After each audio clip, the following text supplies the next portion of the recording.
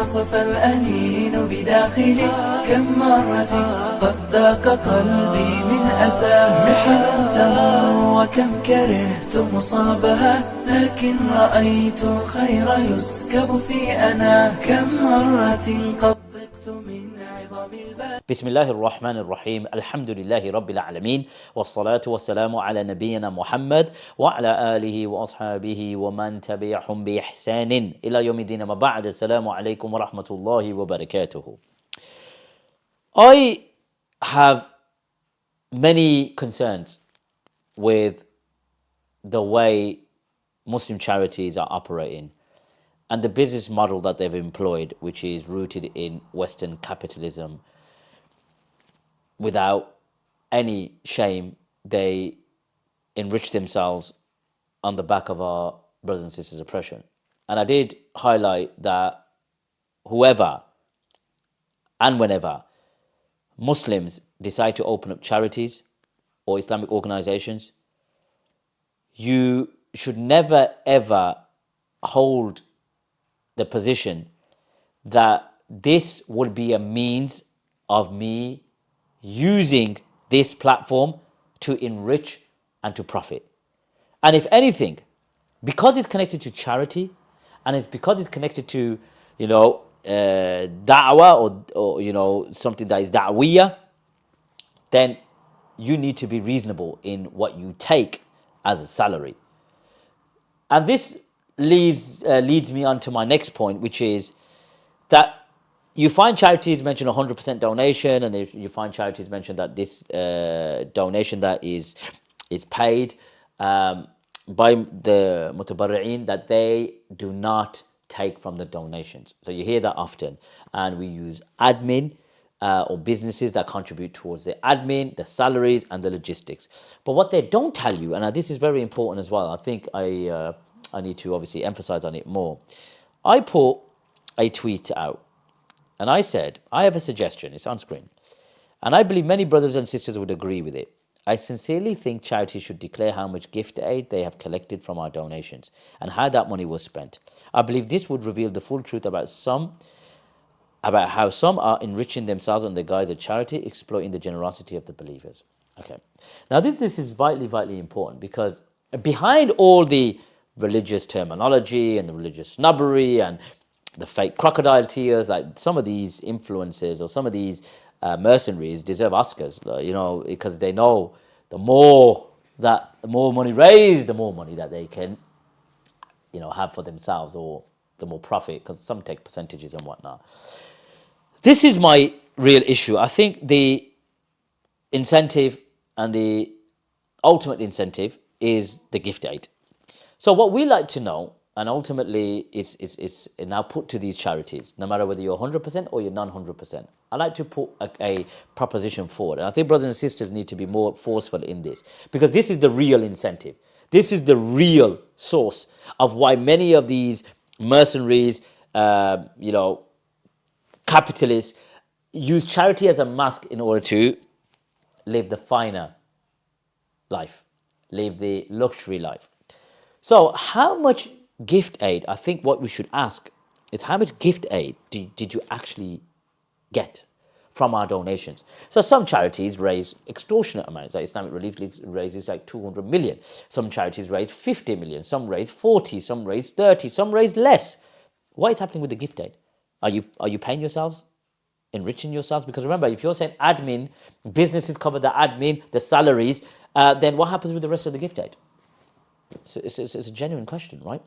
Now, I have heard from my conversation with charities that they say gift aid, technically, once it leaves your position, once it leaves your wage, and it gets obviously claimed by the government, then what happens is when we claim it back, we don't really have any right to tell you what happens with it, because it's not your wealth anymore.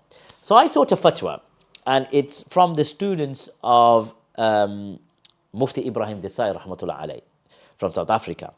So I'm going to share this fatwa with you. Okay, I've got many which I'm going to share, but this is one of the main fatwas that I've got, right? This was sent in August, by the way, so I held on to it.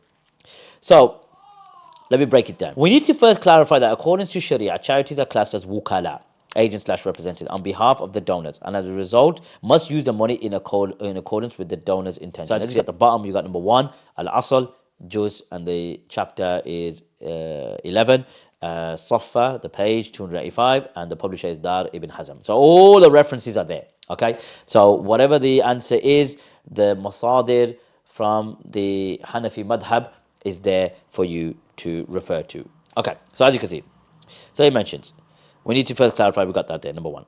Now, we look at the question of gift aid money from 2 angles. Number 1 being the legal Shariah aspect. Number 2, the ethical aspect, right? Now, in regard to the Shariah or the Sharia legal aspect, we must first understand gift aid, and after understanding it, we must ascertain what ruling is given by the fuqaha to such wealth, right? Gift aid is a scheme which allows a UK charity to claim back the tax that you pay.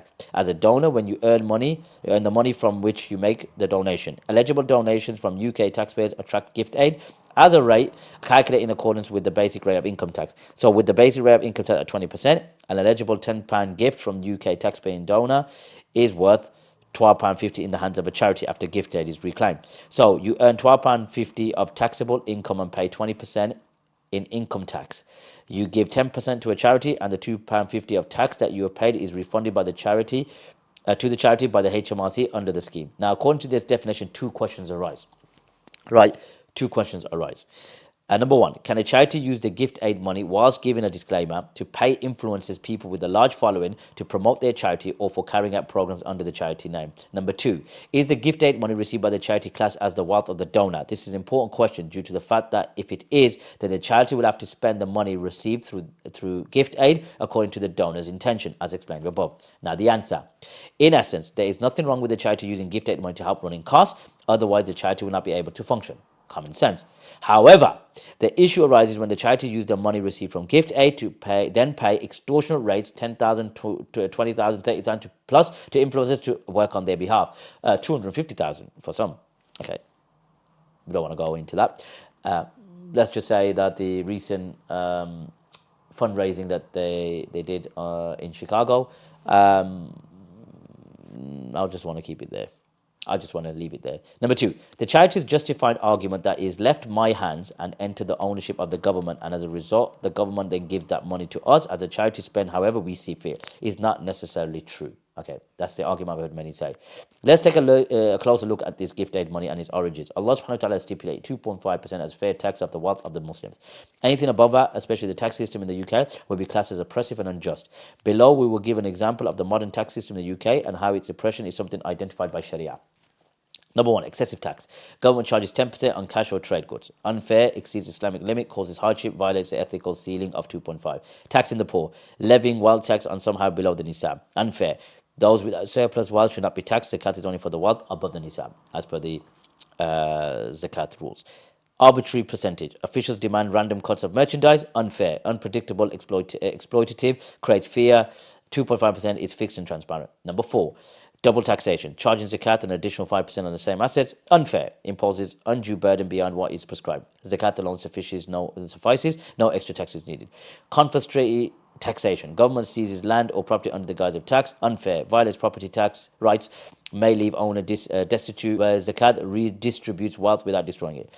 So, we can see from the above that the tax taken from the money citizens' wealth is oppressive. Right? As a result, any money taken will be classed as the property of the one from whom it has been taken from. We're looking at it from an angle of shara, right? So don't use the argument now that, the law of the land and whatnot. We're talking from an angle of shara regarding the gift aid, because you're using that and arguing from a shari'i angle, which is incorrect. The fuqaha have defined this kind of property / wealth as mal maghsoob, usurped wealth, from ghasab, and have clearly stated that the ownership of such wealth does not transfer to the one who is usurping. Rather, he must return such wealth back to his original owner. Now, after establishing that the gift aid money remains in the ownership of the donor, and as a result, the charity must use it according to the donor's intention, right? Which they state that they are due to the fact that they make it clear that this money will be used to cover the running cost of the charity. However, they do not clarify to what extent they will utilize this money, so due to the fact that no specific amount is mentioned, the sum will come down to the urf, meaning is it the norm to pay a charity worker £10,000, £20,000 to promote a charity or carry out talks / programs? This is the point. This is where the abuse is. This is where the incentive is. right? The gift aid. I also do not think that the general public would agree with such a practice. And if they were aware of the extortion amounts being paid, they would not agree to their donation being used in such a way. Exactly, right? No problem. This is so, as mentioned above, the charity does not have a free rein to use this money however they wish. Rather, they are obliged to use it in according to the customary norm. No, the principle of the customary norm coming into effect is something that is mentioned by the fuqaha. For example, the fuqaha state that someone who is acting as a wakil, who is a representative, on behalf of someone else, and the muwakkil, the one who's appointing, okay, a representative, hands over a certain amount of money to the wakil to buy, for example, a certain animal or food, but does not stipulate exactly how much money to use. Then the wakil, meaning the one acting according to the customary norm, he will buy the standard animal which is being sold in the market and not buy the most expensive animal he can find. Similarly here, the donor is handing over his money to the charity and has agreed for the gift aid to be used for running costs, paying influencers, etc. However, this does not mean that the charity can use that money to pay extortionate amounts. Rather, they will pay the customary norm, what a person working a similar job will get paid. This does not mean that we are averse to paying influencers, people with a large following, extra money within reason for their travel accommodation, etc. What we are against is using the general public's money to pay influencers extortionate amounts. The above was in regard to the Shariah aspect. We will now look into the ethical aspect. The question that must be asked is it ethically correct for influencers to demand exorbitant fees from charities whose purpose is to raise awareness or provide aid for Muslims suffering around the world? For instance, if an influencer is engaged in raising funds for children who are starving in Gaza, yet simultaneously accepts thousands of pounds from the very charity working to save those children, should he not reflect it would be better for this money to be directed towards feeding and aiding the children, rather than taking for himself? Such conduct raises serious concerns about sincerity, trust of the influence, and the proper prioritization of charitable resources. Okay, so come back to me now. So that was from one of the students of the noble and respected Mufti Ibrahim Desai, rahmatullah alayh. I'd like to ask some follow-up questions now that we've read the fatwa together regarding gift aid and the Shari'i aspect and the ethical aspect. We've broken it down. Now, my follow-up question is this to these capitalistic charities and the mercenaries. Whatever you claim when it comes to the donations, whether it's 100% or non-100%, what you do with those donations, you declare that to the Charity Commission. But the real incentive and what's driving you, and I'm not saying all charities, I'm speaking in general terms, that gift aid is a contributing factor, a massive incentive. So we don't know what happens with that gift aid. At the end of the day, as per the fatwa, is mal maqsoob. Now, I don't have the details of the gift aid breakdown, how much gift aid you claimed, how much gift aid was put back into the charity, how much was taken in. You know what I mean? I don't want to even go into the details, but this is now important for charities if they've got nothing to hide, right? Because the fatwa was clear from a Shari'i aspect and from an ethical aspect. How much money have you spent in gift aid? How much? In terms of salaries, admin, and whatnot. And how much do you take for yourselves? I could put my hand on my heart, and I hope I'm wrong, that charities would follow in providing the donors, because it's taxpayers' money, an update regarding where and how they spent that gift aid after declaring how much gift aid they raised. But don't hold your breath, because this is where they're enriching themselves. And that's the truth. And it's important now that, you know, the Gaza war has ended, you've raised so much money with your marketing campaigns and your sponsored ads, and now our brothers and sisters in Sudan are suffering. We don't see the same marketing strategies in a marketing campaign. Why? Ask yourself that question. Why is that? Why? So take care of yourselves. Wa sallallahu ala nabiyyina Muhammad.